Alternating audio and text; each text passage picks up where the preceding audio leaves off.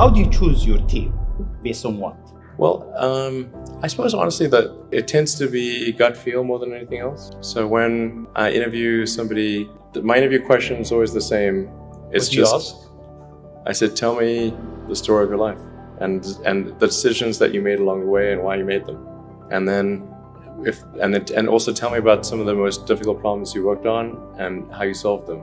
And that question I think is very important, because the people that really solve the problem, they know exactly how they solved it. They know the little details. And the people that pretended to solve the problem, they can maybe go one level and then they get stuck. Well, getting the right people is extremely important. And I actually interview everyone at SpaceX personally. And we're a 500-person company, so that's a lot of interviews. What do you look for? What do I look for? It depends on the task. It's different.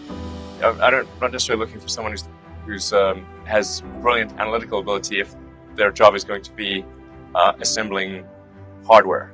But I think generally I look for a positive attitude, and are they easy to work with?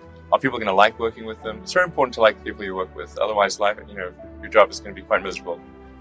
So that's generally where, if I say where sort of the hiring mistakes that I've made in the past, it's been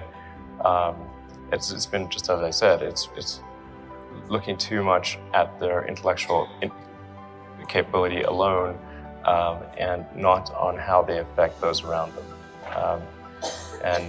What really matters is for someone's contribution to a company is how they are as an individual and how they affect others around them. I mean, you could